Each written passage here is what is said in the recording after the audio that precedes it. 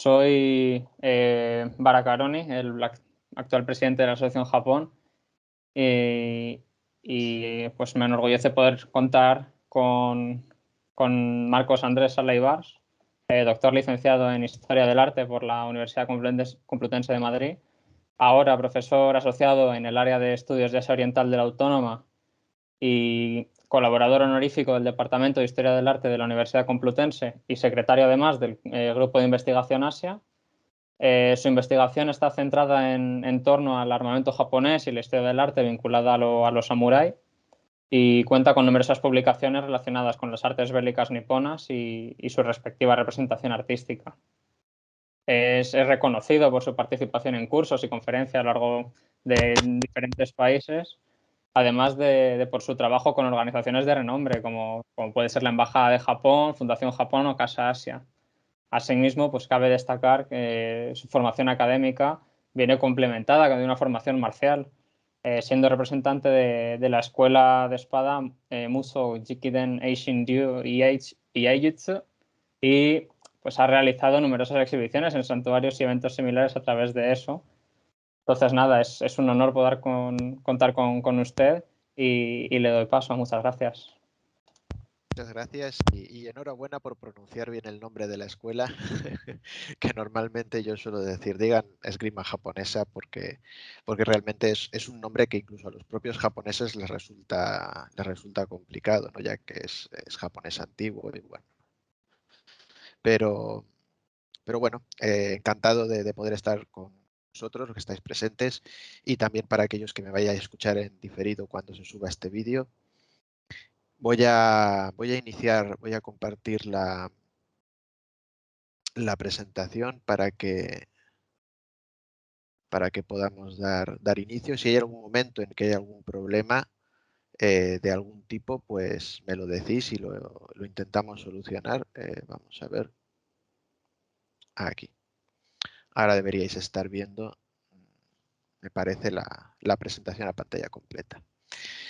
Bueno, lo primero que tenemos que entender cuando nos referimos al sable japonés, y precisamente he querido titular esta conferencia Historia del arte del sable japonés, es precisamente que el sable japonés es un arma, pero también es una obra de arte. Y una obra de arte con todas sus letras y con sus mayúsculas pertinentes. Porque en Japón, el sable japonés, tanto la hoja como las partes de su montura, así como el conjunto, estaba considerado como una obra de arte de igual o más categoría que la pintura o la escultura. Entonces debemos quitarnos un poco esa idea del parangón occidental de las artes, en cuanto a que, bueno, que existe la arquitectura, la pintura y la escultura, y lo demás son artes suntuarias, artes decorativas, artes menores. Debemos quitarnos esa idea, desterrarla totalmente cuando vayamos a tratar las propias artes occidentales de otros periodos, pero especialmente cuando nos vayamos a otros países, como es el caso de Japón, porque las cosas son diferentes. Y estos artistas que realizaban estas hojas y estas partes de la montura del sable japonés, incluso podían llegar a tener una consideración todavía mayor que la del artista, que era una consideración semidivina, en tanto que pues lo que estaban haciendo es un acto de alquimia mística divina, la del forjar un sable, y además crear un elemento que, como hemos dicho, no deja de ser un arma también para utilizar en el campo de batalla y para defender la propia vida y quitar otras vidas. Entonces, teniendo todo esto presente, vamos a empezar esta evolución y este repaso por la historia del sable japonés. Lo primero, si nos dirigimos a la era mitológica, la denominada era mitológica japonesa, que nos tenemos que remitir pues, a los primeros textos, a los textos que nos narran esos periodos de la creación del mundo, ¿no? Y de la era de los dioses, pues el Kojiki o el Nihon Shoki o Nihongi son textos pseudoepigráficos que fueron recopilados en el siglo VIII. Pues nos vamos a encontrar entre las diversas historias la de el dios de la tormenta y de los mares tormentosos y del viento, Susanoo, que se va a enfrentar con el dragón de 8 cabezas, Yamata no Orochi, el cual, bueno, pues tras emborracharlo con 8 vasijas de sake, lo va a partir por la mitad y al llegar a la cola, según dicen esta narración, al partir al dragón por la mitad, llegando a la cola, su espada, la espada del dios, tocó algo duro. Eso duro, al extraerlo, resultó ser otra espada que, bueno, recibiría diferentes nombres a lo largo de la historia mítica japonesa, como puede ser la Ame no Murakumo no Tsurugi, Orochi no Tsurugi o Kusanagi no Tsurugi, y que más tarde acabaría configurando uno de los tesoros, uno de los 3 tesoros de la familia imperial japonesa que serían otorgados por la diosa Amaterasu no Mikami, la diosa del sol, hermana de Susanoo, a la estirpe imperial japonesa, de manera que esos 3 tesoros, que son el espejo, la espada y la joya, justifican esa vinculación de la casa imperial japonesa con los dioses. Y como ya hemos visto, pues uno de estos 3 tesoros es la espada. Entonces ya vemos que la espada en Japón tiene esa importancia que rebasa lo terrenal y se adentra en el plano mitológico. Si nos vamos a la historia propiamente dicha, pues vamos a ver los diferentes periodos de la protohistoria, prehistoria japonesa e historia antigua japonesa. Empezaríamos con los periodos, el periodo Jomon, donde pues todavía tenemos a sociedades nómadas que poco a poco pues, se van a ir haciendo sedentarias, donde por supuesto utilizaban, pues como en todas otras culturas del mundo, unos utensilios y unas armas hechas en piedra, pues para la caza, pero bueno, también si tenían que defenderse pues, para la guerra. Si vamos avanzando un poco más en la historia japonesa, llegamos al periodo Yayoi, ese periodo que, entre otras muchas cosas, es famoso por la implementación de los cultivos de arroz en los campos de anegación, así como otras muchas tecnologías importadas del continente con ese denominado paquete Yayoi o paquete de la cultura Yayoi, ¿no? Donde pues, Japón recibió unas gentes, unas culturas y unas tecnologías que le ayudaron a prosperar, pues como decimos, como unas sociedades más sedentarias y tecnológicas. Y vamos a ver ya artes del trabajo en metal y especialmente destacables estas campanas dotaku, campanas de bronce, campanas votivas, campanas utilizadas para fines religiosos y también bueno, estas campanas tienen decoración donde podemos ver también, por ejemplo, escenas de caza. En este caso me ha gustado resaltarlo porque ya en esta campana lo que vemos es un arco prototípico japonés porque esta es una de las armas más características de Japón que no se va a dar o al menos no va a tener importancia en otras culturas de la esfera del mar amarillo, como es el arco asimétrico, es decir, el arco mucho más alto por la parte superior que por la parte inferior, el yumi, que se denomina en Japón. Esto ya lo vamos a ver incluido en este paquete Yayoi y cómo se va a desarrollar en Japón esta tecnología del arco. Y también pues otro tipo de armas como pueden ser pues espadas, lanzas. Aquí vemos puntas de lanzas, las denominadas hoko, que en este momento, y como se va a hacer en muchos otros países y especialmente en Occidente, las armas enastadas es un asta que se introduce en la punta de acero, es decir, la punta de acero tiene en su base una superficie hueca y ahí se va a introducir el asta, ¿no? Luego, como veremos, eso va a evolucionar. Aquí vemos otras puntas de lanza. Y bueno, comentar que estas armas, principalmente en bronce, que se han obtenido de los yacimientos arqueológicos, pues también se le da un uso más ceremonial que bélico. ¿Dónde han quedado esas armas de uso bélico? Pues posiblemente fundidas y refundidas, porque una de las cosas que vamos a ver es más más escasa en Japón, van a ser materias primas como el propio hierro. De hecho, en todos estos periodos lo que vamos a ver es y la importación del hierro de China y de Corea. Y poco a poco, bueno, vamos a ver cómo se van desarrollando otros procesos por los cuales ellos ya van a poder utilizar sus propias materias primas. Si pasamos al siguiente periodo histórico, el denominado periodo Kofun, porque recibe el nombre de estos túmulos megalíticos de grandes dimensiones que con esta forma de ojo de cerradura y que se llaman Kofun. Pues este periodo histórico recibe el nombre de estas, como digo, tumbas de grandísimo tamaño, como pueden ver con la comparación con las casas.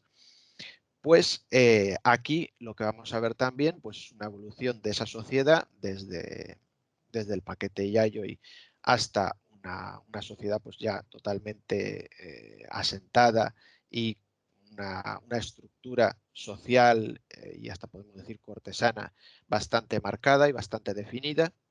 Y en estas tumbas túmulo lo que vamos a encontrar son algunas figurillas de decoración, figurillas de terracota, que son las denominadas haniwa.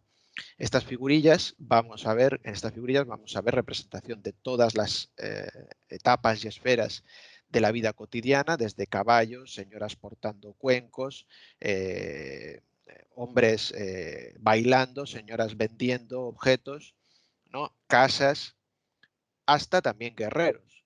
Y es muy interesante porque la representación de las armaduras y de las armas que vemos en estas estatuillas, pues va a ser la misma de la que vamos a ver cuando obtengamos esas piezas en los yacimientos arqueológicos. Hablando de las armas, por supuesto que en el periodo Kofun todavía se seguían haciendo algunas armas de piedra, pero eran las que menos. Ya la forja estaba bastante más asentada y aunque también en los yacimientos arqueológicos casi todo lo que hemos recuperado son piezas en bronce y se presupone por ello que en el mayor caso podría ser para un uso más religioso o ritual y no tanto guerrero, pero sí nos dan idea de cómo podían ser sus piezas semejantes que se usaban para la guerra. Aquí vemos algunas de estas primeras espadas. Como ven, estoy utilizando la palabra espada, porque luego voy a empezar a utilizar la palabra sable. Cuando hablemos de la katana, cuando hablemos del sable samurái, prefiero usar la palabra sable, que para nosotros es sinónimo de una hoja curva, mientras que espada para nosotros es sinónimo de una hoja recta. Algo que, pues, desgraciadamente, como todos los investigadores miran a la lengua anglosajona y ellos utilizan la palabra sword para todo, pese a que también tienen la palabra saber, pero decidieron utilizar la palabra sword para todo y entonces de Japanese sword y entonces muchas veces lo traducimos como la espada japonesa, pero yo creo que es interesante diferenciar cuándo la espada japonesa es recta y cuándo la espada japonesa es curva y entonces es mejor llamarla sable japonés. Entonces en estos casos, como ven, son espadas rectas de doble filo que luego va a ir aumentando la decoración, sobre todo en la parte del pomo, eso lo iremos viendo luego más tarde. Los primeros modelos van a ser importados de China y también de los reinos de Corea.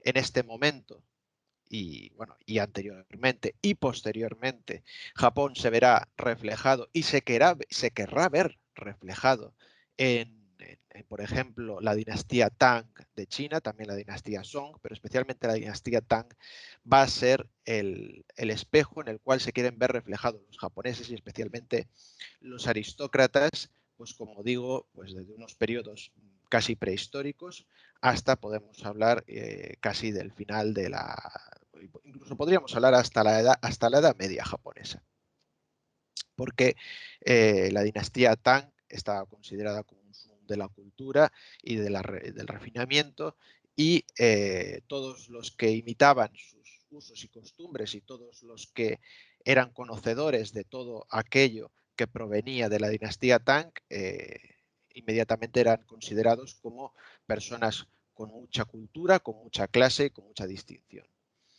Entonces las armas, como digo, también se van a ver afectadas por esto.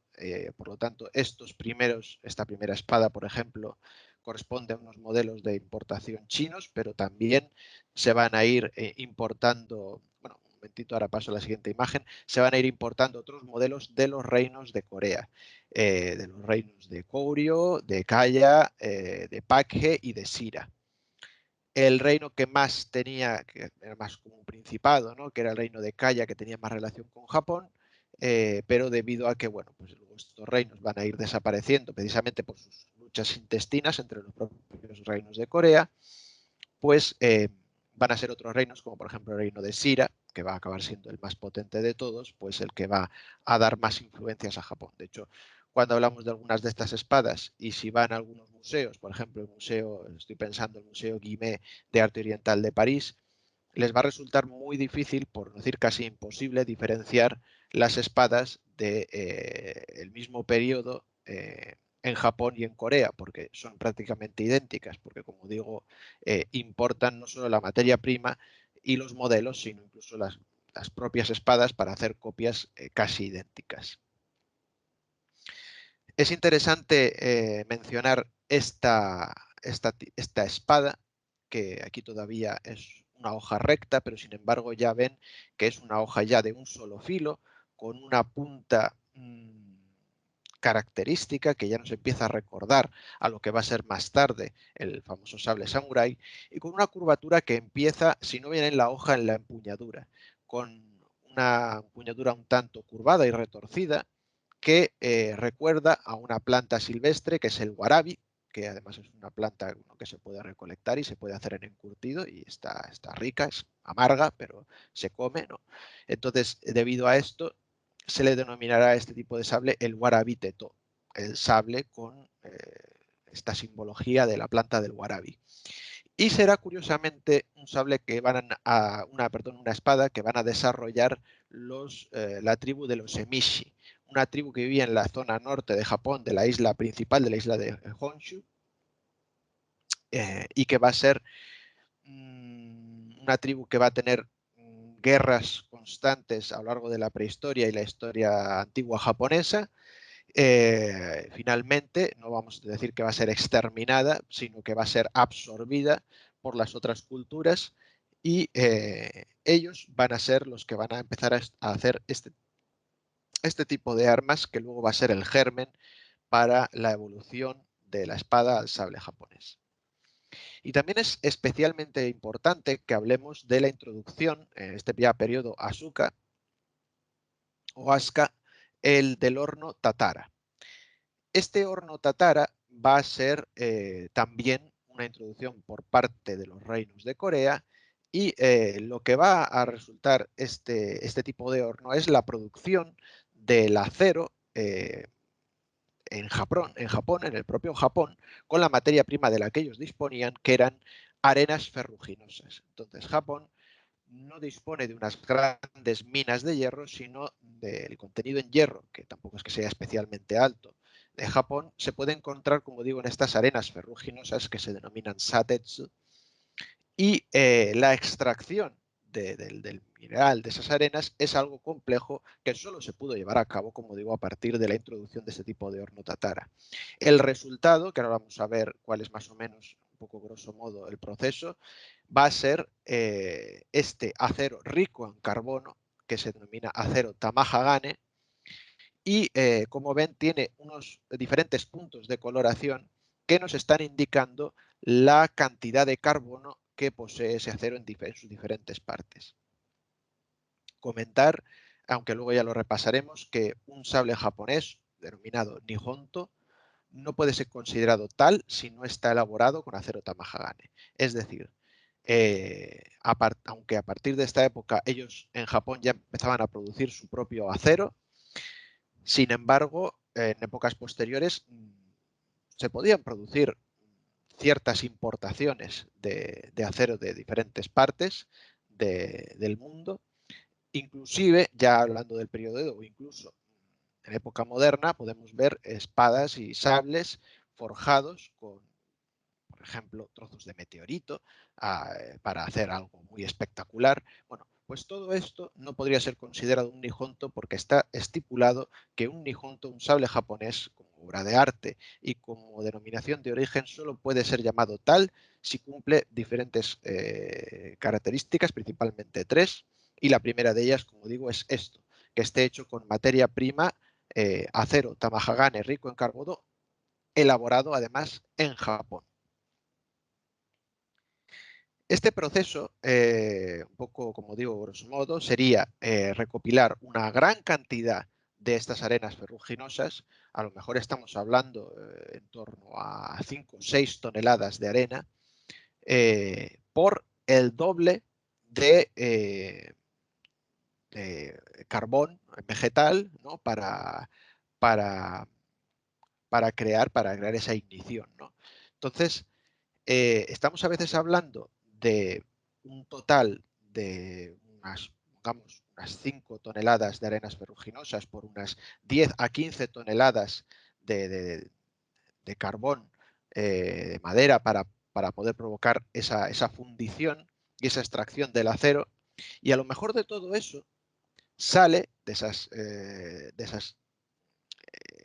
20 a lo mejor toneladas que se usan en todo el proceso del acero del horno Tatara, a lo mejor solo se extraen 5 toneladas de acero Tamahagane, del cual solo a lo mejor una o media tonelada tiene la pureza necesaria para poder usarse para forjar un sable japonés o una espada japonesa. El resto va a ser usado para hacer los que tengan una pureza alta, pero no la necesaria para una obra de arte, pues serán usados pues, para cuchillería y el resto, pues ya para, por ejemplo, objetos de labranza, ¿no? Comentar también que esta estructura del horno Tatara, que se va a hacer en barro, es de un solo uso, entonces cuando se extrae, se construye para hacer esta fundición y cuando se extrae se destruye, ¿no? Entonces, bueno, pues aquí lo que ven es una de un museo y hoy en día sí que existen unos hornos Tatara, precisamente no destruibles, para seguir fabricando este acero Tamahagane para que se puedan seguir produciendo estas obras de arte. Pero me parece que solo existen 2 en Japón en la actualidad. Y el acero Tamahagane precisamente también es un bien de alto aprecio por el gobierno de Japón y no permiten la exportación de este acero en grandes cantidades. Como mucho se pueden comprar pues piezas de a lo mejor medio kilo o 2-3 kilos como un souvenir, pero no se permite la exportación de este acero. Dentro del periodo Asuka vamos a ver personajes especialmente destacables en la historia japonesa, como es el caso del príncipe Shotoku Taishi, que bueno, pues, algunos conocerán como gran mecenas de las artes, otros por haber enviado esa misiva al emperador de China, ¿no? Donde rezaba del emperador del país del sol naciente al emperador del país del sol poniente, equiparándose en ese momento Japón a China, que antes siempre había sido considerado como una especie de estado vasallo, como una provincia. A partir de ese momento Japón se pone a la misma altura de China y además nace el nombre de Nihon, de Japón. Por eso también muchas veces este periodo Asuka Asuka se toma como punto de origen del Nihonto, del sable japonés, por 2 motivos. Primero, porque surge el horno Tatara y la fundición en acero Tamahagane rico en carbono, y segundo, porque surge el nombre de Nihon, con lo cual pues hablamos de Nihonto, es obvio que tenemos que hacer referencia a ese nombre que apareció durante la época de Shotoku Taishi. Bueno, pues aquí vemos, por ejemplo, una espada. Ya estamos viendo que, pese a ser recta, tiene un solo filo y tiene una forma bastante similar a lo que luego ya para nosotros va a ser la espada samurái. Esta espada se conserva en el repositorio imperial el Shosoin en Nara y bueno, pues se piensa que pudo pertenecer a Shotoku Taishi. No se aprecia especialmente, pero luego lo veremos, la calidad del grano a la hora de la forja, que es uno de los temas artísticos a tener en cuenta. Sí se aprecia el trabajo del hori, que es el uso de un buril para tallar diferentes dibujos en la hoja, y también se aprecia el uso de una especie de damasquinado japonés, que es el zogan, que es la incorporación de oro o de metales nobles blandos en superficies para hacer decoraciones.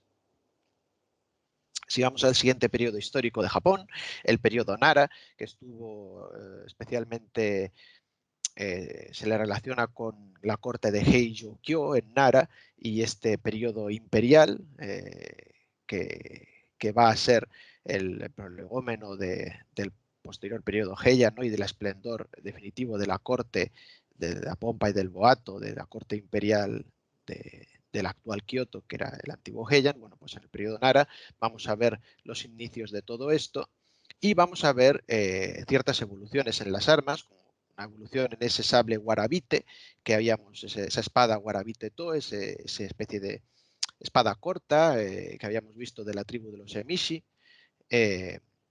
pero también vamos a ver que, como ven, pues se lo ponen a algunos dioses como un ejemplo de que es una espada antigua. Y también vamos a ver, si fijan en esta pintura que habíamos visto antes de Shotoku Taishi, el tipo de espada que porta, que es este karatachi, que es, de hecho, los ideogramas que conforman el nombre de esta espada, vendría a ser como espada de la dinastía Tang, porque Kara es de la dinastía Tang. Entonces, todavía, como digo, Japón se ve y se quiere ver reflejado en ese esplendor de la dinastía Tang china. Y pese a que las espadas que nos han llegado y las noticias que nos han llegado de espadas de la dinastía Tang no se parecen absolutamente en nada a esto, ya que eran unas cosas muchísimo más primitivas, muchísimo más simples y austeras y con una decoración mínima, pues se le llama de esta manera para hacer ese link a esa dinastía que en Japón consideraban el sumum de la elegancia y del refinamiento, para crear sus propias armas protocolarias, porque esto va a tener su versión de combate, pero lo que nos interesa es la parte más artística, que van a ser la que van a llevar los aristócratas en la corte, y que, como ven, pues está decorado. Bueno, aquí tienen abajo lo que sería un arma un poco más funcional, más austera, pero en la de arriba pues ven que está decorado pues la vaina con diferentes tipos de lacado, con incrustaciones en oro, con una serie de elementos metálicos donde va a intervenir la plata, el oro, la incrustación de piedras semipreciosas, ¿no? Entonces, vemos un gran interés estético a la hora de tratar estas armas que van a ser seña y identidad de los aristócratas de la corte de Heijō.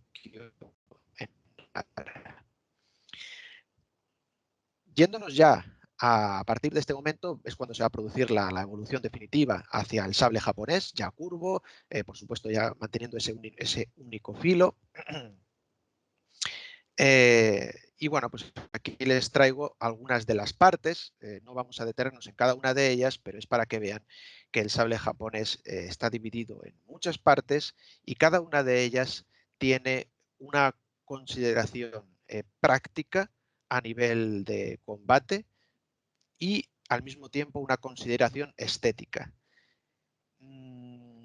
Por poner un ejemplo, a la hora de realizar un pulido de un sable,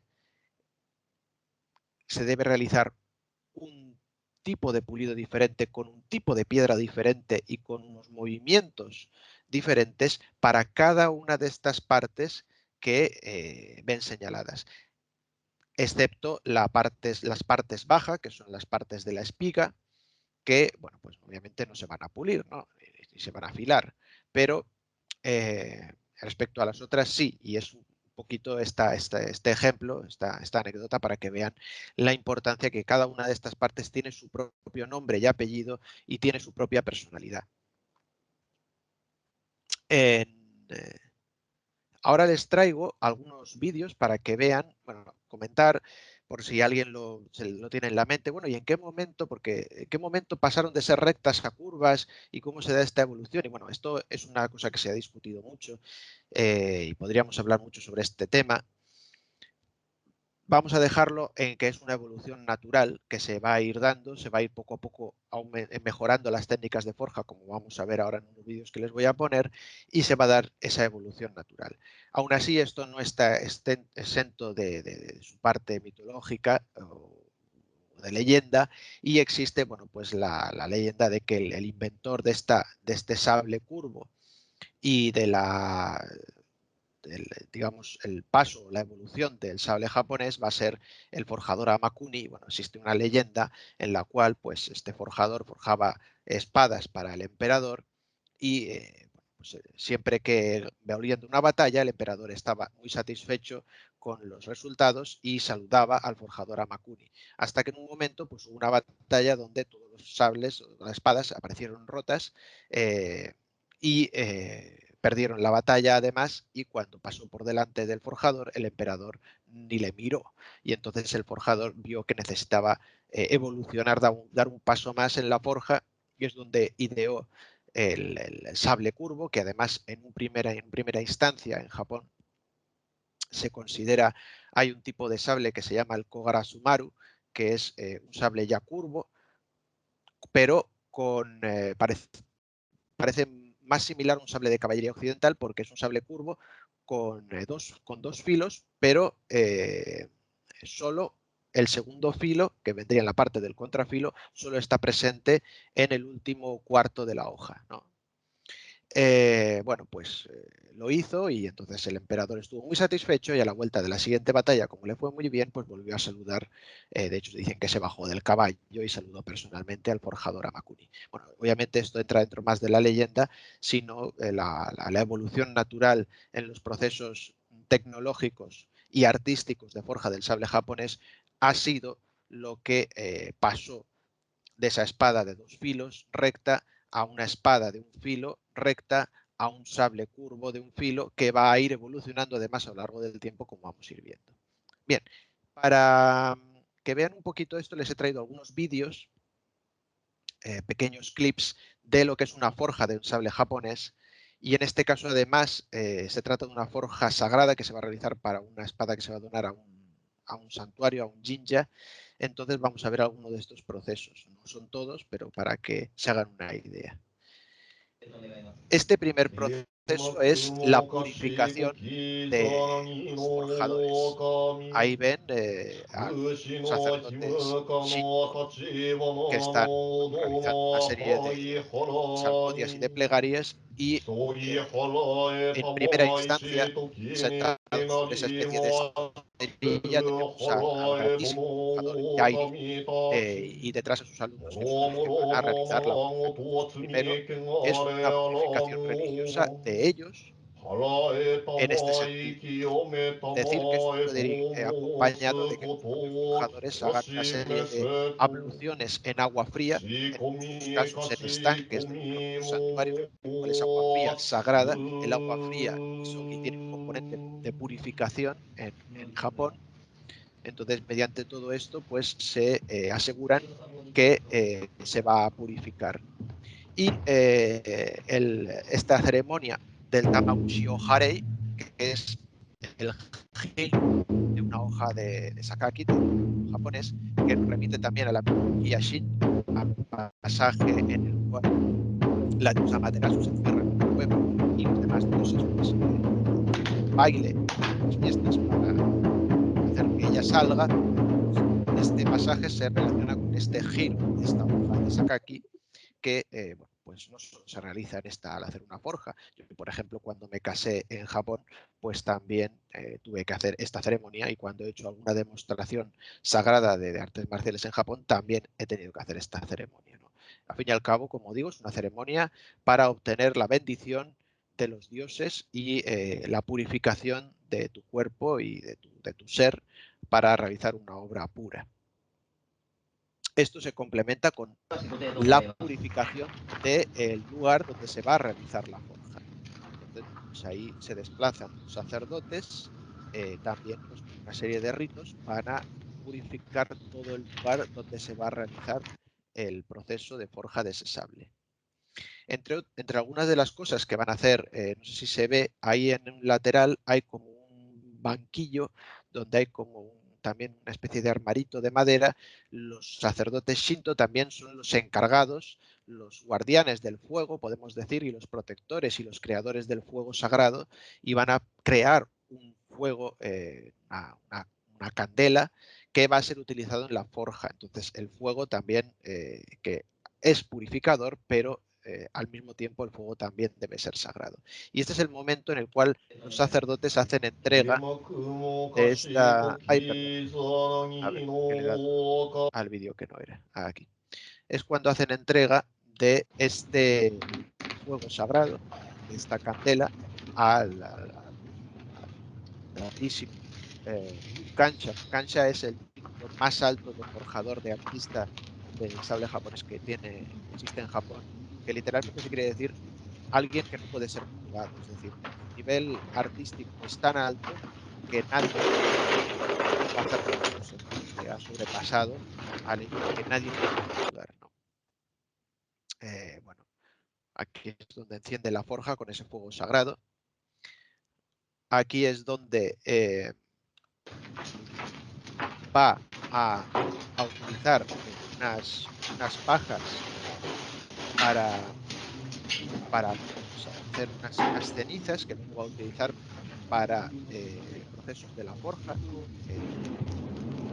materiales aglutinantes para unir las diferentes placas de acero de un tamaño.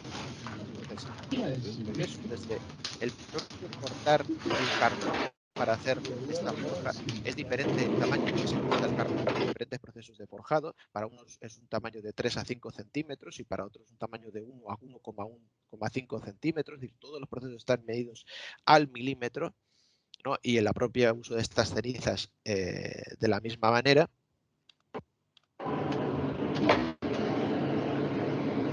Aquí vemos accionando este fuelle de mano para avivar las llamas e iniciar pues, ese proceso de calentamiento del material que luego va a utilizar en la forja. Aquí en este vídeo es la utilización de estas cenizas que hemos visto antes para ir montando estas placas, que en el fondo se escucha que están martillando. Estoy pasando un poquito rápido para no entretenerme. Entonces va a usar esas cenizas para aglutinar esas placas que luego van a ser forjadas y van a crear esos pliegues tan característicos que definen al sable japonés, no solo como una herramienta muy válida en el campo de batalla, ya que le otorgan flexibilidad y dureza al mismo tiempo, sino como una obra artística. Aquí vemos estos Perdona, procesos. Marcos, Sí, perdona por interrumpir. sí. Algunos de los asistentes dicen que está muy alto el volumen de los vídeos y no se te puede escuchar por encima Ay, del perdón. vídeo. Voy a mejorar esto. Vale, perdón. Perdón por Sí, sí, interrumpir. sí. Nada. Muchas gracias.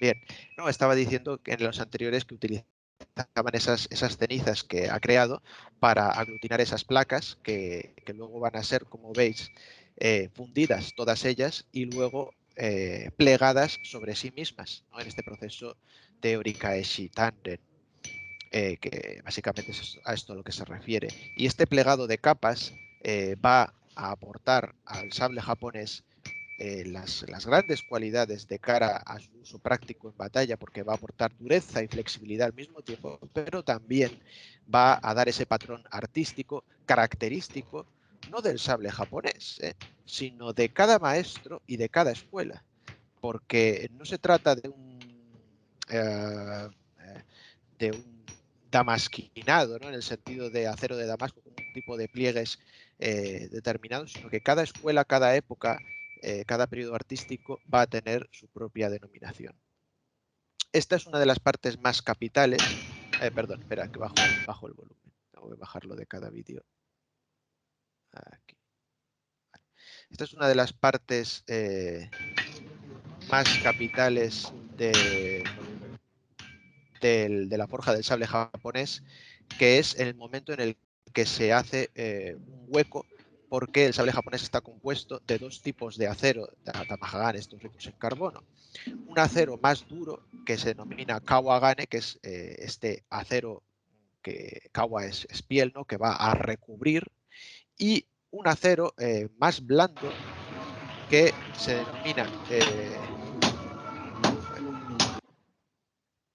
denomina shingane, que se va a introducir en el interior de este kawagane. Entonces vamos a tener un acero blando recubierto de un acero duro.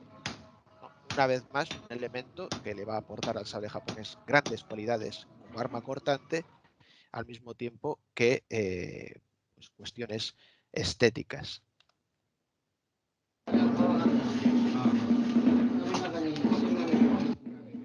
Aquí vemos cómo se introduce, se va a introducir uno dentro del otro.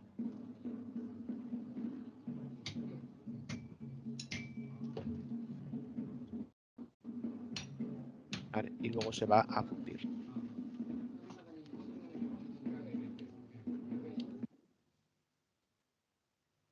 Y aquí vemos el proceso de martillado de la hoja, cuando ya después de muchos pliegues se ha ido extendiendo y ya se va formando esa forma que es más característica, pero todavía se trata... Ah, perdón. Por favor. Decía, aquí vemos una forma ya más característica, más que se nos hace más familiar, pero como vemos sigue siendo una hoja recta. Y eso es a lo que nos vamos a ir en el siguiente vídeo. Vamos a pasar al siguiente, en el cual se templa la hoja.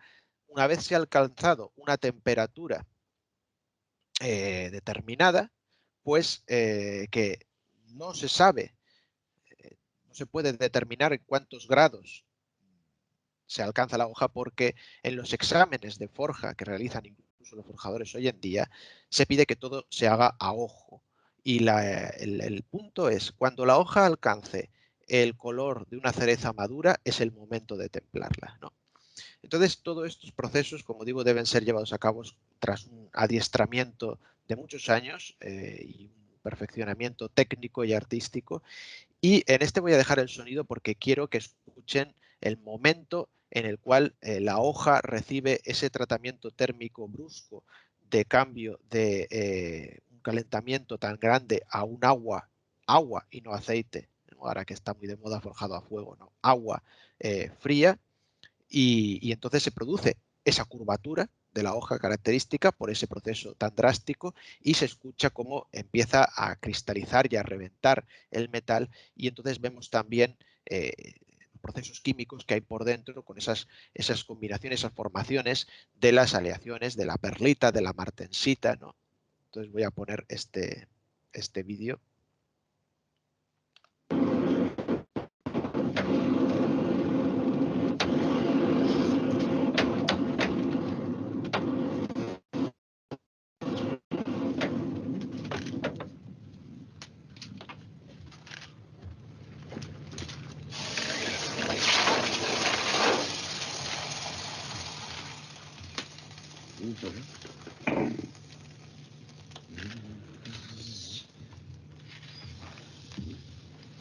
Vale, ahí ven cómo se ha curvado de manera extrema. Esto es otro proceso, vamos a ir saltándolo por falta de tiempo, que se llama el momento en el que el forjador talla su firma en la espiga de la hoja. Y vamos a hablar, pues para que vean que el título de la conferencia no es baladí, no es Historia del arte del sable japonés. Pues ¿por qué? Pues porque el sable japonés tiene periodos artísticos. Es decir, al margen de la historia, de los periodos históricos japoneses, el propio Nihonto tiene sus propios periodos artísticos. Entonces, cuando hablamos de espadas e incluso sables, de tipologías, de formas que son hasta inicios del periodo Heian, es decir, hasta el 794, hasta el año 800 y pico, pues vamos a hablar del periodo Yokto, que básicamente se refiere el siguiente periodo, porque lo vean, se llama periodo Koto, pues Ko es de antiguo, To de sable, entonces los sables antiguos. Periodo Koto es periodo de los sables antiguos. Pues periodo Yokto va a ser algo así como el periodo anterior a los sables antiguos. Este periodo Koto que ven, que se va a desarrollar pues desde el siglo XII hasta el siglo XIV, pues incluso hasta el siglo XV, lo que vamos a ver en este periodo es lo que llaman la edad de oro del sable japonés, con unas formas y con unas tipologías a nivel de hoja y sobre todo artísticas a la hora de la forja que a día de hoy ni siquiera han podido ser superadas, ¿no? Y aquí vamos a ver, pues como digo, personajes de la historia del arte del sable japonés, pues, como puede ser el famosísimo Masamune, Goro-ryūdo Masamune, ¿no? El siguiente periodo artístico va a ser el periodo Shinto, que no tiene nada que ver con la religión japonesa. El Shin es de nuevo y el To es de sable, entonces es el periodo de los nuevos sables, donde, bueno, sobre todo a partir del periodo Edo, con ese fin de las batallas campales, pues lo que vamos a ver es, ¿no? El periodo Koto anterior había llegado hasta el siglo XVI y a partir de finales del siglo XVI y ya entrado hasta el siglo XVIII, pues este periodo de los nuevos sables va a priorizar más sobre las cuestiones estéticas y artísticas que sobre otras más funcionales. Y luego llegaríamos al periodo Shin-Shinto, que sería algo así como los nuevos sables, que se va a dar desde mediados finales del periodo 18 del siglo XVIII hasta finales del periodo Edo, hasta el 1868, que donde se va a hacer como un intento de vuelta al orden, se llama el periodo de la vuelta al orden, porque se intentan recuperar los usos y formas de la forja del periodo Koto, dejando atrás el anterior periodo Shinto, ¿no? Y finalmente entraríamos dentro del periodo Gendaito, que son todos los sables que han sido forjados desde 1868 hasta adelante, incluidos los de hoy en día, que también se pueden denominar Shinsakuto o sables de nueva forja. Y ahora quería hablar brevemente, para ir terminando, de las partes de la montura del sable japonés, porque el sable japonés no es solo una obra de arte, sino que es un museo andante, es un conjunto de diferentes obras de arte que lo conforman. Una de ellas es la hoja, a la cual nos hemos referido, pero ahora vamos a hablar de diferentes partes de la montura. Estas monturas del sable japonés van a evolucionar desde sus periodos históricos, como vimos antes en la era Kofun, en el periodo Kofun, perdón, con estas formas que van a ser importadas de Corea. Estas son las que les decía, estos pomos de decoración con dragones, con mascarones demoníacos, con fénix, son los que van a ser importados de los reinos de Corea y los que son muy difícil de distinguir. Luego van a sufrir unas ciertas evoluciones que, al fin y al cabo, también se van a ver en los reinos de Corea, en estas otras formas que ven aquí denominadas y que van a ser utilizadas para, cuando se hagan pinturas de dioses, de divinidades, pues ponerlos en sus manos, porque al fin y al cabo se está haciendo alusión a un tipo de arma antigua que ya no se ve, ¿no?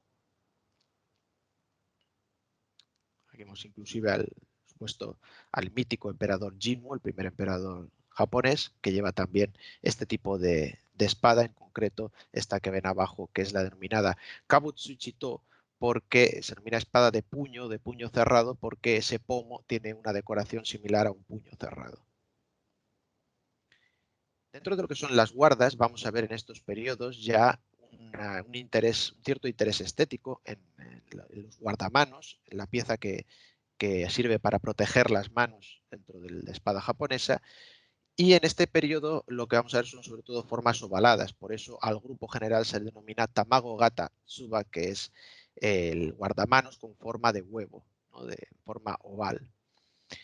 Vamos a ver tanto piezas sólidas como piezas horadadas, e incluso vamos a ver incorporación ya de estos damasquinados de oro para decorar estas piezas que han sido vaciadas.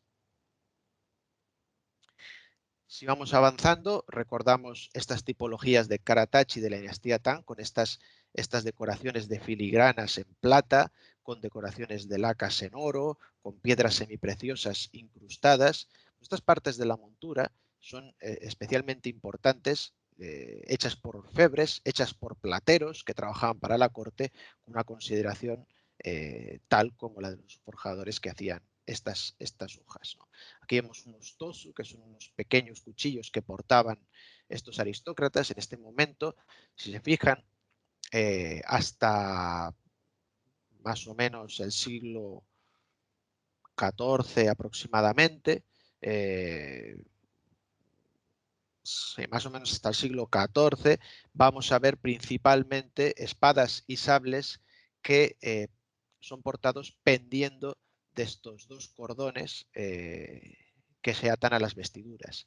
Y será a partir del siglo XIV y más especialmente a partir del siglo XV cuando se introduzca el nuevo tipo de sable que va a ser introducido dentro del cinturón de las ropas, y también esto va a influir en la forma de portarlo, porque en todo este momento vamos a ver que se portan con el filo hacia abajo, y a partir de que el sable deja de estar pendiendo, colgando de la vestidura y se introduce en el cinturón, va a ser portado con el filo hacia arriba. Dentro de lo que es el periodo Heian y el periodo Kamakura vamos a ver la evolución de este tipo de espadas, de este tipo de sables, como ya vimos en los periodos históricos, pero también pues a la hora de ese tipo de decoraciones en las partes de la montura, incorporando el oro, la plata, las piedras semipreciosas, los damasquinados. Vamos con una de las piezas de la montura que se llama el habaki, que es una pieza que, como ven, pues lo que hace es delimitar la hoja con el resto de las partes de la montura que van a empezar con el guardamanos. Y esta pieza, pues que puede ser muy simple, también puede ser realizada de una manera artística pues, excepcional por los orfebres, o bien dorada o bien hecha en oro macizo o en plata maciza, y decorada con pues, numerosos motivos decorativos, cenefas o pues, incluso plantas y otras cuestiones figurativas. Este es uno de los motivos, diseños más famosos de toda la historia del arte japonés, del sable japonés. Se llama diseño Goto Yuyo porque hace honor al fundador de la familia Goto, que es la familia de orfebres más famosa de la historia del arte de Japón, y que crearon muchas partes de la montura del sable japonés, entre ellos este tipo de diseño como de una lluvia cayendo, ¿no? En este caso, cuando vemos solo la mitad de esta pieza con esta decoración, se denomina koshi yuyo porque es como koshi es cadera en japonés, entonces como decoración a partir de la cadera de la pieza.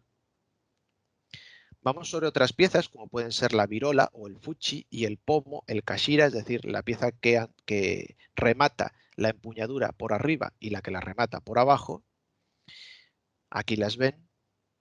Y estas piezas nuevamente pues, pueden ser muy simples o pueden ser pues, objetos de arte hechos por orfebres. Aquí vemos utilizando una aleación oscura que se denomina shakudo, que es una aleación que mezcla diferentes partes de oro y cobre para crear estas tonalidades, y vemos incrustaciones, aparte del hecho de labrar, de tallar.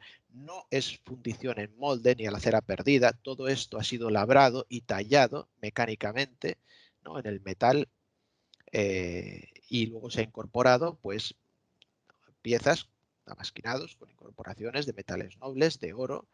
En este caso, por ejemplo, vemos cómo se ha incorporado plata para resaltar los rostros y las barbas de los protagonistas y oro para resaltar las vestiduras, como digo, en el marco de esta aleación oscura que se llama shakudo y que es a base de cobre y oro. Sigamos con el menuki, que es una pieza que encontramos a mitad de la empuñadura y que es la única pieza de todo el sable japonés que solo cumple una función estética. Todo el resto de las piezas van a cumplir una función práctica de mantener el conjunto del sable japonés o para defenderse o para atacar. Pero el menuki es una pieza que solo cumple una función estética, con lo cual vemos la importancia dentro de la historia del arte. De hecho, es una palabra, la palabra menuki, que se sigue utilizando en el japonés, en el idioma japonés, y, por ejemplo, se utiliza cuando quieres hablar de algo destacable. Dentro de las terminologías, digamos, de un plano urbanístico antiguo tradicional japonés, a la calle mayor se le denomina la Menuki-dori, la calle del Menuki. Entonces vemos la importancia, como digo, de esta pieza. Esta pieza, que se ubica en, como digo, la mitad de la empuñadura, es decorativa, puramente decorativa, y que mide entre 2 y 5 centímetros, que es muy, muy, muy pequeña. Pero podemos ver pues unas obras, vamos, unas locuras como esta pieza que es el cazademonios, Shoki, que está realizado en cobre con incrustaciones de shakudo y de oro. Este domador de monos, donde las carnaciones del mono son en cobre, las vestimentas en oro, la cara del domador en plata. Aquí vemos estos abanicos, este trío de conejos, cada uno de un material diferente, en oro, en shakudo, cobre y oro, y en plata. Bueno, está este fénix, que es una locura, ya con la incorporación de todos estos metales, son piezas de joyería y de orfebrería pura y duramente incorporados al sable japonés, o este conjunto de una luna y de un sol. Y la reina de todas las piezas de la montura, y de hecho, bueno, sobre la que yo principalmente he hecho mi tesis, aunque mi tesis es sobre todas las partes de la montura, pero esta es la reina, sin ninguna duda, la tsuba o el guardamanos del sable japonés, que aquí les traigo algunos pequeños clips para que vean, por ejemplo, cómo se elabora esta aleación negra de la que les hablaba, que es el shakudo. Entonces, como ven, se incorpora y el oro en bajo porcentaje, que en este caso es un porcentaje muy alto, porque el shakudo se puede hacer con mucho menos oro. Lo que pasa es que la tonalidad va a ser diferente y, bueno, pues cuanto más oro se incorpore, como en este caso, que es un buen ejemplo, pues se va a lograr una mayor tonalidad. Luego se martillea la pieza. No se asusten porque este es el color del shakudo natural, es un color cobrizo porque, como han visto, está principalmente compuesto por cobre. Aquí se le va dando forma a esta guarda. Luego se va a hacer digamos, el patrón para darle la forma deseada. En este caso, pues se va a utilizar una forma gallonada, denominada moko gata. Aquí ya ven la forma terminada. Y aquí se va a empezar, por ejemplo, a hacer una de las decoraciones, en concreto la incrustación de un material que va a dar ese relieve, ¿no? Que es un bol para tomar el té. Entonces se hace esa incisión para luego fijar esa pieza, ¿no? Lo que se hace es se abre un hueco en esa guarda donde pues se va a introducir ese pequeño pedacito y luego se van a martillear los bordes para cerrar ese hueco y que la pieza quede totalmente incrustada. Luego se va a pulir, se va a decorar para darle esa forma pues de ese bol. Para hacer lo que es el granulado decorativo de la pieza. Este tipo de decoración se llama nanako, quiere decir hueva de pescado. Se utiliza un pequeño buril denominado tagane, que está hueco, está cóncavo en su punta y pues se va presionando con el martillo y se va realizando todo este granulado, que ahí es donde se ve la calidad de la pieza, cuando ves un granulado pues bastante uniforme y de calidad. Y en uno de los últimos procesos es donde se introduce la tsuba en una solución, en una solución salina de sales de cobre, y es en este momento donde ese oro que se ha incorporado va a surtir efecto y donde se va a producir esa transformación química donde la pieza base pues va a ser negra, y salvo esa otra pieza que le hemos incorporado, que es ese cuenco, ¿no? Esto, pues bueno, lo vamos a ver en diferentes ejemplos, estas técnicas. Aquí en, por ejemplo, una tsuba de la escuela Choshu, las tsubas pueden ser hechas en acero, también al carbono tamahagane y tallado, como es este caso, más incorporación de metales nobles, o pueden ser hechas en estos metales blandos, como combinaciones de oro y cobre, o cobre y plata. Esta, por ejemplo, es de la familia Goto, esta que les decía, más famosa de orfebres de la historia japonesa. Tenemos incluso la escuela de la escuela Hirata, se especializó en las técnicas del uso del cloisonné, denominado en Japón shippo, en las tsuba. Y bueno, pues ahora, para finalizar esta conferencia, les traía especialmente para aquellos que nos escuchan desde España o los que quieren visitar España, pues una parte de esta tesis mía, en la cual fue pues la localización y la catalogación de sables japoneses y de piezas de montura del sable japonés en colecciones públicas españolas. Bueno, en Murcia tenemos una pieza, es un sable japonés que fue decomisado a un tipo en los años 80 a un ciudadano indio que intentaba robar varias piezas y bueno, le pilló la Guardia Civil y lo decomisó y ahora mismo lo conservan en el Museo Arqueológico de Murcia. En el Museo Armería de Álava tienen 9 piezas en Vitoria. 9 piezas, 9 sables japoneses, algunos cortos y otros largos. En el Museo de Arte Oriental Real Monasterio de Santo Tomás de Ávila tienen 10 piezas, entre las cuales podemos contar principalmente con tsuba, es decir, con guardas de sable japonés. Tienen unos sables, pero son souvenirs turísticos que no deben ser tomados en cuenta. Pero sí es cierto que tienen unas guardas hechas en acero de la escuela casaca bastante interesantes. El Museo Víctor Balaguer en Vilanova y la Geltrú, en Barcelona, cuenta con 12 piezas, en las cuales principalmente vamos a ver sables, también de diferente tamaño y época. En el Museo de Bellas Artes de Bilbao cuentan con 40 piezas, ningún sable, todas ellas partes de la montura del sable japonés, por eso es la importancia que les decía, que son obras de arte en sí mismas, incluso al margen del propio sable japonés, incluso desmontadas.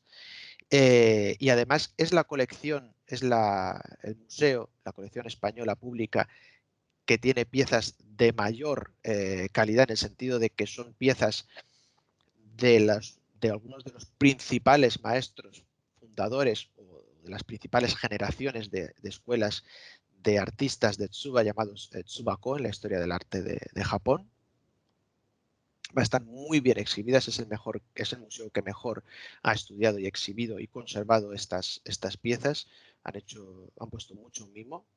Luego tenemos el Museo Cerralbo de Madrid, que tiene un sable corto. El Museo del Ejército de Toledo, que tiene 18 piezas, principalmente sables cortos y largos, pero también algunas lanzas. El Museo Etnològic y de Escultures del Món, en Barcelona, contiene 6 piezas, sables y puñales. El Museo Histórico Militar de Canarias, en Santa Cruz de Tenerife, tiene 2 piezas, 2 puñales. El Museo Lázaro Galdiano, en Madrid, cuenta con una pieza, un sable en una montura de hueso, que, bueno, no es especialmente característico, pero este tipo de sables sí que nos hablan de una parte de la historia del arte de Japón, que obviamente no nos hemos podido meter en todas ellas, pero que es el momento en el cual los japoneses empiezan a crear souvenirs para turistas a mediados del siglo XIX para exportar a Occidente. En el Museo Municipal de Bellas Artes de Santa Cruz de Tenerife contamos con 14 piezas, sables cortos y largos. En el Museo Nacional de Antropología de Madrid, 31 piezas, principalmente piezas del partes de la montura del sable japonés, algunas tsuba únicas, como el caso de una tsuba del grupo Namban, que no tiene nada que ver con nosotros occidentales como Namban, sino que es procedente de talleres de exportación chinos, y que contiene con piezas móviles y algunas otras obras muy destacables, aunque también tiene un sable largo y un sable corto. El Museo de Artes Decorativas de Madrid cuenta con 5 piezas, sables largos, cortos y puñales. El Museo Naval de Madrid cuenta con 11 piezas, también sables cortos, largos y algunas tsuba, aunque con muy mal estado de conservación porque corresponden al pecio del San Diego, entonces bueno, pues estuvieron siglos bajo el mar, entonces bueno, pues se puede suponer como estuvieron. Las otras piezas sí que sí que se pueden ver, sí que están mejor conservadas. El Museo Oriental de Valladolid, o Real Colegio de los Padres Agustinos, tiene 23 piezas, sables cortos, largos y también partes de la montura del sable japonés, como son estas tsuba y otras piezas que no hemos podido tratar. El Museo del Traje, o Centro de Investigación de Patrimonio Etnológico, tiene 6 piezas, también sables largos principalmente, y también tsubas, guardas de sables japoneses, algunos de los principales exponentes también, como digo, de la historia del arte de Japón, de la orfebrería en esta materia. El Museo San Telmo de San Sebastián tiene 2 piezas ubicadas en su almacén de Irún, un sable largo y un sable corto en montura de hueso, como el que habíamos visto de Lázaro Galdiano. La colección particular López Elizondo en Pamplona cuenta con 49 piezas, ahora mismo posiblemente la colección particular con piezas de mayor calidad en toda la geografía española, y la he puesto aquí porque ha hecho ya un contrato de depósito con el Museo de Bellas Artes de Bilbao, con lo cual es posible que en los siguientes años vayamos viendo incorporados a la exposición del Museo de Bellas Artes de Bilbao algunas piezas de esta colección López Elizondo, que cuenta con desde sables largos del siglo XIV hasta, bueno, pues hasta tsubas, como digo, de una categoría artística altísima, tanto en el campo de la metalistería, piezas hechas en acero, como de la orfebrería, piezas hechas en oro, cobre y plata. El Museo de Valladolid tiene 3 piezas, principalmente puñales. El Museo Valeriano Salas de Béjar, de Salamanca, en esta ciudad de Béjar, tiene 74 piezas correspondientes a todas ellas a la montura del sable japonés. También tiene un sable en montura de hueso, pero es especialmente destacable esta colección, que nadie conoce porque está en una ciudad bastante alejada, ¿no?, como es esta bellísima ciudad de Béjar en Salamanca, en el convento de San Francisco, y es la mayor colección de España de piezas del Nihonto, en este caso piezas de Tosobu, de monturas de sable japonés. Y cuenta con algunos ejemplos exquisitos y paradigmáticos de escuelas y de artistas, no solo a nivel nacional o europeo, sino mundial, incluyendo a los propios exponentes japoneses. El Museo de Zaragoza cuenta con 8 piezas, también algunas de ellas únicas en el mundo, en la colección Federico Torralba.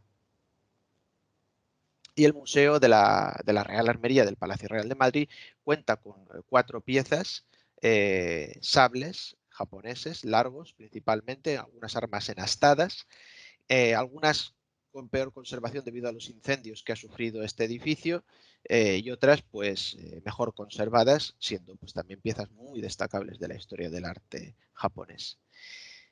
Para finalizar, quería traer a esta conferencia la visita que tuvimos hace un par de años del maestro Okawa Chiko, que es la 18ª generación de la Escuela Edo Ito de Artistas de Tsuba, que bueno, hicimos exposiciones en Madrid, en Vitoria y en Zaragoza. Aquí ven, por ejemplo, al ministro Shimizu con la señora Okawa, la esposa del señor Okawa, pues observando las piezas que trajo para la exposición de este artista que está en activo y que realiza estas obras de arte en acero, pero también en aleaciones con incorporación de metales nobles. Hizo demostraciones, aparte de una exposición y de unas conferencias que dimos, hizo demostraciones de orfebrería japonesa aplicada a estas piezas del sable japonés, su repercusión en la prensa. Y ya para terminar esta conferencia, pues traer esta pieza que para mí es mi favorita de todas las colecciones que hay en España, que está presente en esta colección del Museo Valeriano Salas de Béjar, que he mencionado antes, la cual además adelanto que pues, el día 10 de diciembre de este año pues estaré allí presentando un libro que se ha publicado, que se va a presentar ese día en Béjar, en este museo, pero también en el Centro de Estudios Japoneses de la Universidad de Salamanca, que es un libro que he escrito yo sobre esta colección y que además recibió el Premio de Investigación Ciudad de Béjar 2019, en el cual analizo toda esta colección de piezas y las principales escuelas a las que pertenece cada una de ellas. Y en este caso vamos a hablar de la escuela Iwamoto y de la 6ª generación de esta escuela, que es Iwamoto Konkan, que pese a ser la 6ª generación fue el artista más destacado de esta escuela. ¿Qué vemos aquí? Pues vemos un guardamanos, una tsuba, hecha en esta aleación de shakudo, esta combinación que hemos visto de cobre y oro, bueno, pues con esta técnica de granulado, este nanako que también hemos visto cómo se hace. Como ven, es mucho más fino y minucioso que el anterior, con lo cual pueden imaginar la locura del artista de hacer esto y lo que puede tardar. Y vemos una superficie en relieve que parece ser un tronco. Si le damos la vuelta a la tsuba, y aquí vemos uno de los principales atractivos de estas piezas, que es la facción viñeta de cómic, lo que pasa en un lado se continúa en el siguiente, vamos a encontrar una ave rapaz que está acechando a unos monos que se ocultan en las oquedades de una vieja tronca. Al margen de la locura de labor que hace falta para usar el buril y tallar todo esto en el metal, quería centrarme en que dentro del tronco vamos a encontrar a los monos, a los cuales se les ha incrustado cobre para resaltar la carnación y oro en los ojos para que estos brillen dentro de la oscuridad del tronco. Entonces, bueno, pues esta locura que hizo Iwamoto Konkan la quería traer para finalizar esta conferencia y además con el poema mortuorio que escribió al fallecer este artista que pues reza Yobo Sareba Tsuda Hitotsunari Motoru Tabi. Cuando deje este mundo, llevaré a mi regreso solo la bolsa de un mendigo. Ejemplo de que estamos no ante un artesano ni un artista menor, sino ante un artista con todas las letras y con todas las mayúsculas que he dicho que hay que poner dentro del conjunto del sable japonés. Y aquí les dejo esta última pantalla de agradecimiento, mi correo electrónico por si tienen cualquier duda, cualquier consulta o por si desean que les mande todos los artículos que tengo publicados hasta la fecha en todas estas materias que están disponibles online. Tengo todo un listado, se lo puedo enviar tranquilamente si me envían un correo a este correo electrónico. Y esta imagen que ven aquí pertenece a la asociación en la cual pertenezco yo, que es la Spain Nihon Token Koryu Kyokai, que es la única asociación en España dedicada al estudio y la preservación del sable japonés, fundada en 2012. Y bueno, pues tenemos un podcast donde subimos podcast, solo tenemos 8 programas, pero cada uno de ellos dura 4 horas, pues son programas muy exhaustivos sobre los diferentes periodos de la historia del arte del sable japonés. Así que bueno, pues aquí les dejo toda esta información por si es de su interés y quedo a disposición de si tienen alguna pregunta o alguna cuestión. Muchas gracias. Muchísimas gracias, Marcos, por una presentación tan interesante.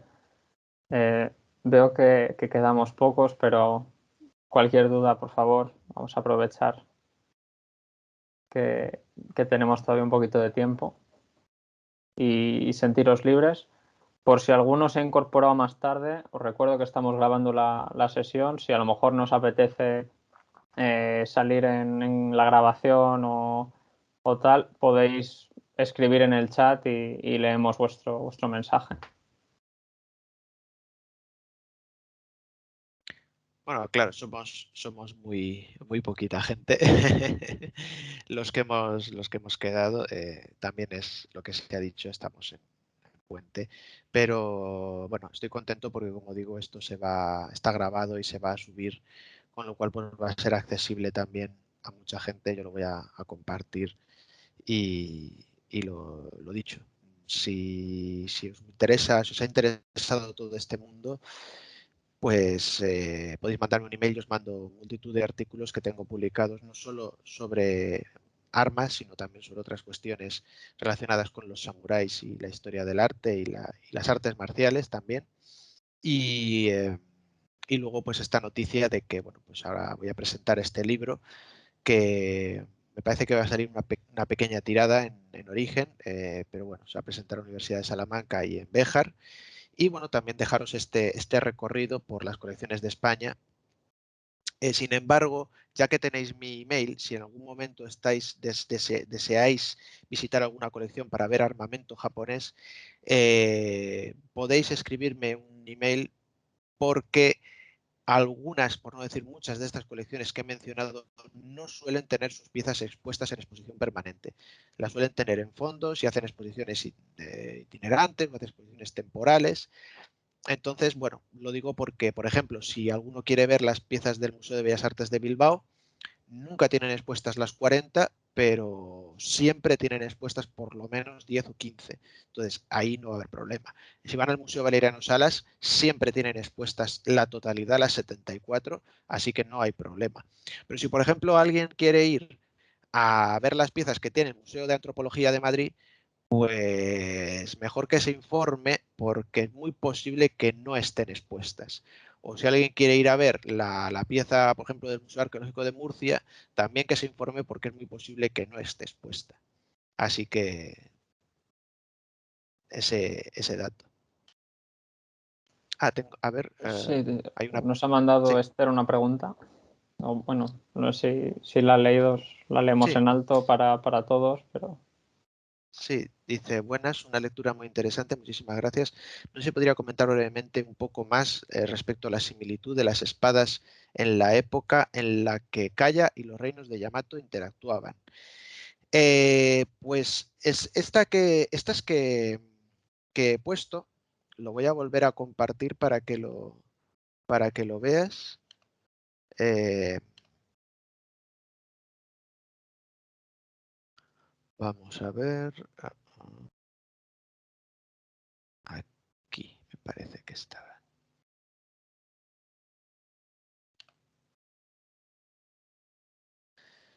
Esta primera espada es la que más se asemeja a las que conservamos de la dinastía Tang china. O sea que para que os hagáis una idea de ese otro ejemplo que os ponía de la espada Karatachi, de la espada Tang, y luego en realidad, pues como veis, pues nada que ver, ¿no? Pero bueno.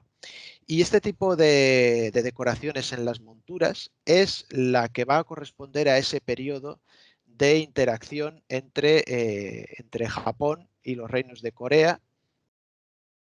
Y estos son las que os digo, este tipo de espadas, que si vais al Museo Nacional de Tokio o aquí en Europa, al Museo de Arte Oriental de Guimet de París, realmente es muy difícil diferenciar la parte de Corea de la parte de Japón de esta época porque es que son idénticas, porque es que se importaban las espadas en sí mismas y luego los japoneses pues se dedicaban a copiarlas porque bueno, pues en esta época Japón no es que fuera precisamente, o sea, dentro de la esfera del Mar Amarillo, pues China y Corea pues copaban pues la excelencia, ¿no? Con estos reinos. Japón era una nación todavía formándose y bueno, pues estaba bebiendo de influencia de todos estos vecinos, ¿no? Luego, como vimos, a partir del siglo VII, especialmente, va a empezar a hacer sus propias formas, en el caso de las armas, por ejemplo, pero bueno, estas son, principalmente estas son las que vemos con más similitud entre Japón y los reinos de Corea. Estas también, pero un poquito menos. Pero también las vais a ver en reinos de Corea, estas formas, ¿no? Pero ya un poquito menos. Y en el caso de las hojas, lo mismo. Este tipo de puntas de lanza también las vamos a ver mucho en los reinos de Corea. Y este tipo también de espadas o puntas de lanza también lo vamos a ver mucho en los reinos de Corea.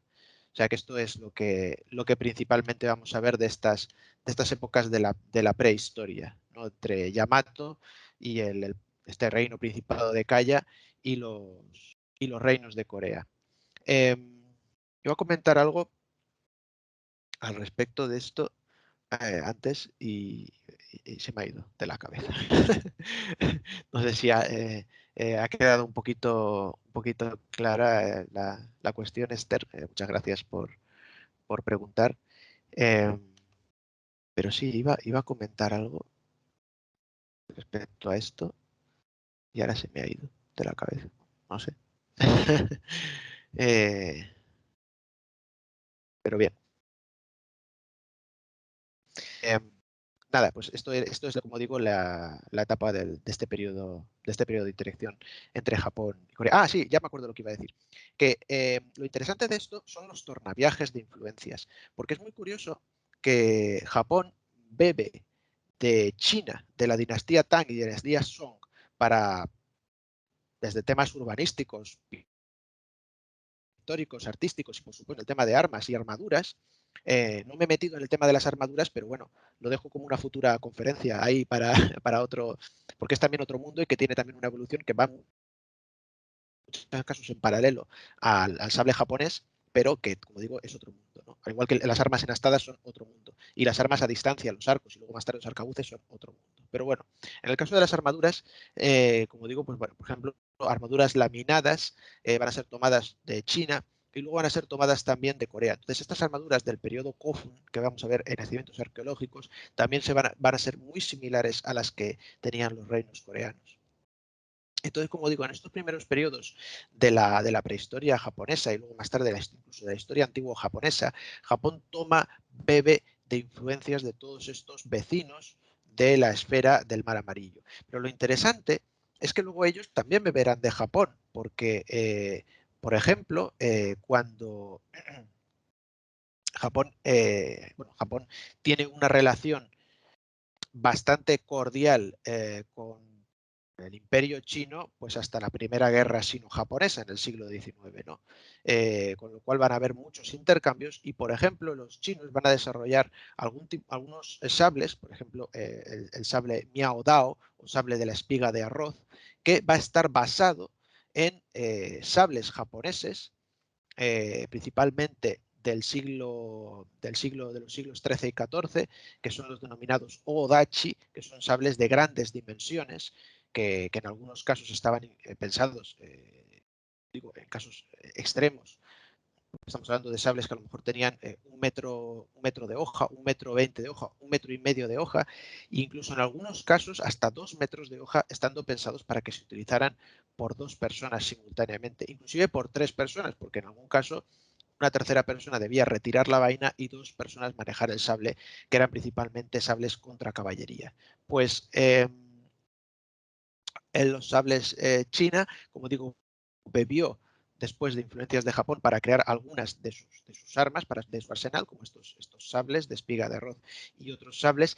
Y en el caso de Corea, como saben, también la relación fue bastante fluida, pero sobre todo a raíz de la invasión a Corea por Toyotomi Hideyoshi en el siglo XVI, pues fue una invasión con todas las de la ley, es decir, Japón invadió territorio coreano y construyó incluso fortificaciones, castillos en territorio coreano, es decir, que estuvieron un cierto tiempo, no demasiado, porque saben que esa invasión fue un fracaso, pero eso dejó un pozo también en Corea y también los coreanos asimilaron el sable japonés, y no solo el sable japonés además, sino que los coreanos también asimilaron algunas prácticas de esgrima japonesa, las cuales quedaron ahí como un pozo latente y ya en el siglo XX pues retomaron ese pozo latente y volvieron a mirar a Japón hacia la esgrima que se estaba realizando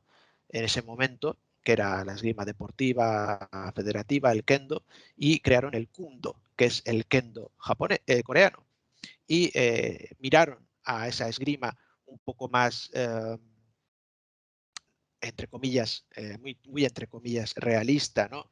Que es el Yaido, que es esa esgrima también moderna, competitiva, federativa, pero en la cual se usa un sable de metal, aunque para hacer formas al aire, han visto en las Olimpiadas, tienen la competición de karate kumite, que es golpeándose, eso sería más el kendo, porque se ponen protección y se golpean y puntúa el golpeo, el punto, y luego tienen las competiciones de kata, que son competiciones de formas preestablecidas en la cual se hace un juicio, una valoración artística y se determina quién es el ganador. Pues eso también lo tienen en el sable, en la esgrima japonesa, que es el Yaido. Pues los coreanos también, igual que miraron el kendo y recordando ese pozo que había dejado Hideyoshi en el siglo XVI, crearon el kundo, también miraron al Yaido, a esa esgrima japonesa del siglo XX también, moderna, y desarrollaron el Haidong Gundo, que es el arte del desenvaine del sable coreano, pero que en realidad están utilizando un sable japonés, ¿no? Entonces, bueno, pues quería comentar esto porque algunos que esto pasa en todo el mundo, pasa en España, pasa en Japón y pasa en Corea. La gente quiere vender siempre gato por liebre, ¿no? Y entonces es mucho más goloso para atraer alumnos vender que tu escuela es del siglo XVI que no decir que se ha inventado en el siglo XX.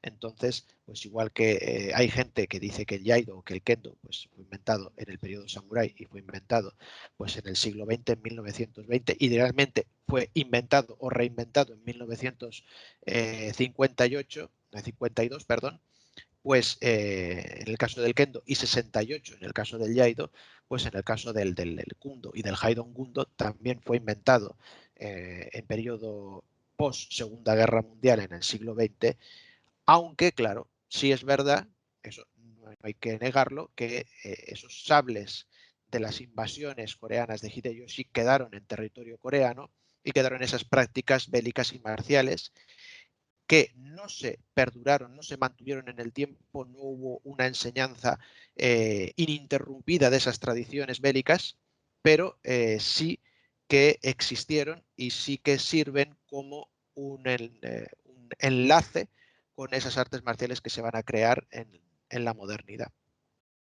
Pero todo esto lo comentaba por ese flujo interesante de torna influencias, en tanto que Japón bebió en sus orígenes de China y de Corea, y luego en diferentes siglos y diferentes épocas Corea y China también han bebido de las armas y de las artes marciales de Japón para utilizarlas para sus propios usos, ¿no? Así que bueno, pues eso es lo que quería comentar respecto a estas influencias y torna influencias. Muchas gracias. Quería aprovechar, también tengo un par de dudas que quería preguntar. En primer lugar, ha mencionado que ha habido una evolución en la forma de llevar el arma. Y dice que el sable se lleva con el filo hacia arriba. ¿Cuál es el motivo por el que es ese filo, la orientación del filo hacia arriba? Pues principalmente por la forma de portarse, porque si tú portas el sable colgado, como el sable de caballería, el sable antiguo japonés hasta el siglo XIV, incluso a veces hasta el siglo XV, podemos decir, podemos poner el siglo XIV, XV por ahí, se portaba igual que el sable de caballería occidental, es decir, colgando con dos cuerdas, generalmente en Japón con dos cuerdas, quedaba colgando. Entonces, si lo tienes así colgando, para desenvainarlo es más sencillo desenvainarlo si tiene el filo hacia abajo, si es un sable de un único filo y curvo. Y todavía más si vas montado a caballo y tienes que hacerlo a una mano. Sin embargo, a partir ya del siglo XI, se va a introducir en el campo de batalla de Japón algunas armas cortas, algunos sables cortos y algunos puñales que el guerrero japonés, el bushi, va a introducir en el cinturón. Y en ese caso, cuando un arma de un único filo curva es introducida en el cinturón, es mucho mejor posicionarla con el filo hacia arriba porque es más fácil y más rápida de desenvainar de esa forma. Y lo que va a pasar es que luego, pues a partir del siglo XIV, se van a dar cuenta de que igual que han hecho con esas armas cortas, que se denominaban koshigatana, ¿no? Katana, sable de la cadera, porque iban alrededor de la cadera o introducidas en el cinturón que iba en la cadera, pues igual podían hacer con los sables largos. Y entonces surge el modelo denominado uchigatana. Uchi es de interior, entonces se introduce en el interior y es ya la katana que nosotros conocemos, que va con el filo hacia arriba. ¿Se puede poner una katana con el filo hacia abajo introducida en un cinturón? Sí, pero hay un hándicap técnico. Si de esa forma solo vas a poder desenvainar eficientemente con un corte ascendente. Si quieres realizar otro tipo de corte, como un corte descendente, un corte horizontal, un corte oblicuo, no es productivo desenvainar con el filo hacia abajo, solo para cortes ascendentes. Mientras que si lo tienes con el filo hacia arriba, introducido en el cinturón, puedes desenvainar realizando un corte en cualquier dirección, casi con la misma tipo de velocidad. Entonces, como digo, este es el motivo. Y es un punto interesante porque, por ejemplo, cuando vayáis a museos que tengan expuestas estas piezas, principalmente digo museos japoneses, porque en España ninguna está expuesta a la manera correcta como debería estarlo, vais a ver en muchos casos las hojas desnudas de su montura y vais a ver las monturas expuestas en otras vitrinas. En algunos casos vais a ver todo el conjunto para que os hagáis una idea de lo que es, pero como digo, como era un conjunto, pero al mismo tiempo cada parte era una obra de arte diferente, lo suyo es exponerlas separadas, ¿no? Y un punto interesante de esto es cuando vayáis a museos y veáis expuesto un sable en su expositor, un sable con el filo hacia abajo, entonces estáis ante un tachi de los modelos, las tipologías o del periodo anterior al siglo XIV, porque estaba pensado para ir colgado con el filo hacia abajo. Y cuando lo veáis expuesto, que es la mayor parte de los casos, con el filo hacia arriba, es decir, apoyado sobre el contrafilo, es un sable ya de estos de modelo Uchigatana que estaban pensados para ir portados con el sable con el filo hacia arriba. O sea que inclusive cuando la hoja va desnuda y expuesta, se mantiene el hecho de ponerla con el filo hacia abajo o hacia arriba para hacer referencia a todo esto que he comentado. Muchas gracias. Y un poco enlazando con esta mención de que cada parte es una obra de arte distinta, al ser, ¿se considera el conjunto también una obra de arte como tal? Porque entiendo que las piezas son intercambiables en tanto a que, ¿no?, pueden ir modificando ese mismo sable en su conjunto. Efectivamente, esa es una de las principales características del Nihonto, que es un sable totalmente desmontable y que se pueden intercambiar sus piezas. De hecho, en los periodos cortesanos, en el periodo Heian, el periodo Nara, los aristócratas y luego sobre todo los samuráis, que en realidad lo que jugaron es a ser los nuevos aristócratas cuando ocuparon el poder, ¿no?, a partir del periodo Kamakura, pues intercambiaban las piezas de los sables por diferentes motivos, muchos de ellos estéticos. Por ejemplo, el cambio de estaciones. No es de buen gusto llevar una guarda con una hoja, con un momiji, con una hoja de un arce otoñal en verano. Es desfasado. ¿No? Entonces hay que ir acorde con la temporada, por ejemplo.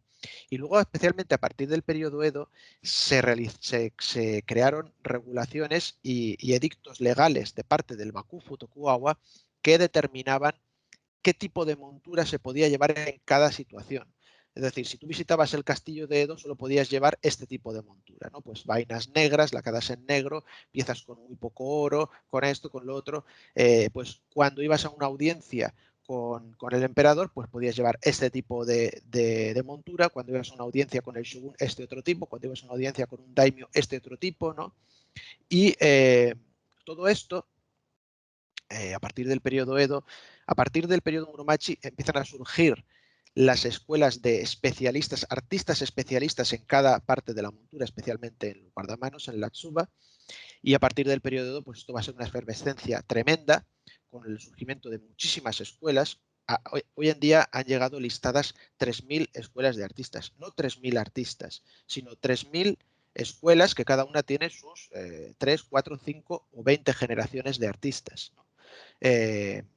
Pues todas estas escuelas iban haciendo modelos de piezas para la montura del sable japonés que iban pasando de moda, y era cuestión de moda porque el sable japonés era una parte más de la vestimenta del samurái. Estaba considerado una parte más de la vestimenta. Además, especialmente a partir del periodo Edo, que se regula tras esas leyes que se imponen, ¿no?, como con el Buke Shohato, que es que el samurái debe llevar siempre un sable largo y un sable corto, pues es parte de la vestimenta del sable japonés, del samurái. Y de hecho, las piezas de la montura del sable japonés normalmente se le denomina Tousogu porque es sable, el conjunto, las piezas, ¿no?, el conjunto de las piezas del sable, pero también se le denomina Koshirae. Y koshirae viene del verbo koshiraeru, que es vestir. Es decir, vestir de ponerte el traje. Eso es koshiraeru, ¿no? Eso es vestirse. Entonces, el sable japonés se viste de piezas. Y como digo, estas modas, pues ocurría que de repente, además, como en el periodo Edo se producía el Sankin Kotai, que era esa estancia alterna entre el feudo y la capital administrativa, que era Edo, que se obligaba a los señores feudales a todos los años ir del feudo a Edo, y no iban solos, iban acompañados de miles de vasallos, pues todas esas rutas de peregrinación, sumadas a las rutas de peregrinación marcial, un shashugyo, sumadas a las rutas de peregrinación religioso, como el Kumano Kodo, como el Shikoku Enro, pues hacían que diferentes personas de diferentes zonas de Japón se vieran y dijeran, uy, esta montura es preciosa, ¿dónde la has conseguido? Pues en una escuela de mi feudo. Ah, pues vamos a hacer que este artista venga a Edo y abra un taller. Y de repente super fashion y todo el mundo quiere tener una montura de ese tipo. Hace 3 años el museo Nezu Bijutsukan de Tokio hizo una exposición precisamente que se llamó El dandismo en el periodo Edo y trataba precisamente de esto, de diferentes tipos de monturas de sables japoneses que ejemplificaban diferentes cambios de la moda y precisamente lo que ponían es que el samurái del periodo Edo era un dandí. Es decir, era un tipo que estaba muy preocupado por su peinado, por su vestimenta y dentro de la vestimenta por el sable japonés y las partes de su montura. ¿Hay ocasiones en las que todas las partes del sable japonés las hace un mismo artista? Sí, pero es muy raro. Generalmente lo normal es que en Japón gusta mucho la especialización. Yo siempre digo, la diferencia, ahora por ejemplo a mis alumnos en la autónoma, el otro día les decía, la diferencia entre ir a comer, vamos a comer en España y vamos a comer en Japón, es que tú dices, vamos a comer en España y te metes en un restaurante o en el siguiente y en el menú tienes desde paella, pasando por chuletón, hasta callos a la madrileña, es decir, tienes platos de toda la geografía española y de todas las tipologías. Y si tú dices vamos a comer en Japón, no puedes decirlo tan abstracto, tienes que decir qué vamos a comer, porque generalmente en Japón es un restaurante especializado en una cosa, pues en ramen, o en donburi, o en sushi, o en sashimi, o en sukiyaki, ¿no? Entonces, en Japón usa mucho la especialización y lo normal es que cada parte sea encomendada a un artista especialista en eso. Y además, claro, si un forjador, pues ha habido forjadores muy buenos, incluso los hay a día de hoy, que también hacen otras piezas de la montura de sable japonés de muy buena calidad, pero es una cuestión de lógica. Nunca va a ser la misma, nunca un forjador de sables va a tener la misma calidad que un tío que se ha dedicado toda su vida a estudiar exclusivamente cómo hacer esa pieza. Entonces, si buscas la excelencia, lo suyo es que encargues cada una de las partes del sable japonés a cada uno de los artistas top de cada una de las piezas. Entonces, esta es la idea. Y esto, ya para terminar, me sirve para recordar eso, que el sable japonés es un conjunto de piezas de obras de arte que se desmonta y que debe ser desmontado. Porque el sable japonés debe ser cuidado y conservado constantemente, desmontando todas las partes de su montura. Cuidado, no estoy hablando del encordado de la empuñadura, que también se debería desmontar, pero eso ya es más complicado de volver a montar, requiere de un especialista, de un artista también especialista en utilizar esos cordones de seda para hacer esos diferentes trenzados, que cada uno tiene su simbología, ¿no? Y hay muchos tipos de trenzados, pero al margen de eso, lo que son las partes, las piezas metálicas, se debe desmontar, se debe obligatoriamente, o se debería desmontar como mínimo un par de veces al año para hacerle un cuidado y una manutención básica, para quitarles el polvo, para aceitarlos y para mantenerlos, porque si no, lo que tenemos es lo que pasa, por ejemplo, en el 90% de las piezas de colecciones españolas, que están todas carcomidas por el óxido. Porque una de las cosas que yo más me topaba cuando iba haciendo la tesis era que decía, bueno, ¿le importa que desmonte esto? Y en algunos casos me decían, ¿sabes cómo hacerlo? Sí. pues adelante, pues estupendo. Incluso destacable el caso de Álava, que vino la conservadora de la Diputación de Álava para aprender a desmontarla. Pero generalmente se echan las manos a la cabeza y dicen, pero ¿cómo vas a desmontar esto? Es como desmontar un tríptico. Esto no se puede tocar, no se puede desmontar, ¿no? ¡Qué locura! ¿No? Lo vas a romper. No. Si se rompe es precisamente por esto, porque lleva 50, 60 o 100 años aquí cogiendo polvo, mugre y óxido y no lo han desmontado ni una vez, cuando lo tendrían que haber desmontado obligatoriamente al menos 2 veces al año.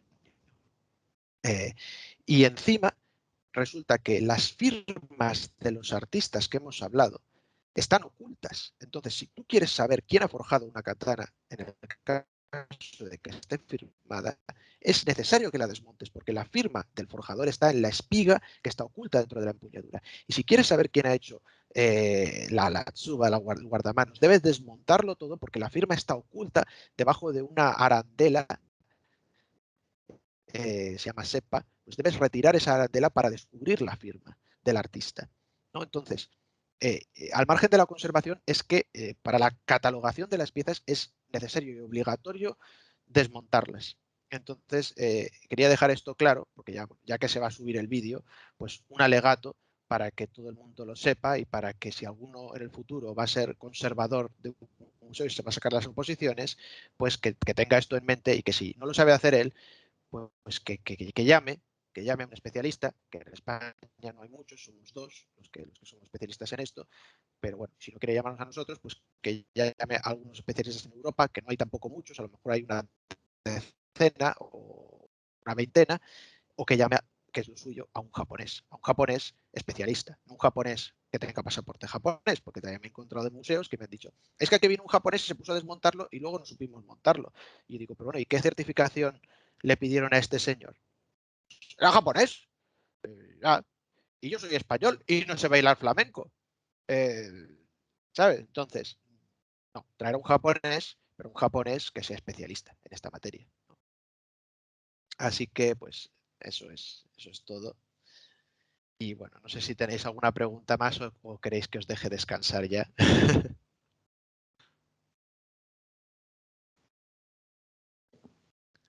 Bueno, yo creo que se puede dejar aquí. Muchísimas gracias, Marcos, Nada, gracias por a la ponencia. Ha vosotros. sido muy, muy interesante. La verdad es que se ha pasado súper rápido el tiempo. Espero que el resto de asistentes lo hayan disfrutado también, tanto como yo. Y bueno, informaremos una vez esté subido por si se quiere volver a ver la sesión o cualquier cosa. Y nada, muchísimas gracias tanto a ti por la ponencia como a los que han aguantado hasta el final con nosotros. Muchísimas gracias y espero poder contar con todos para futuras ocasiones. Muchas gracias.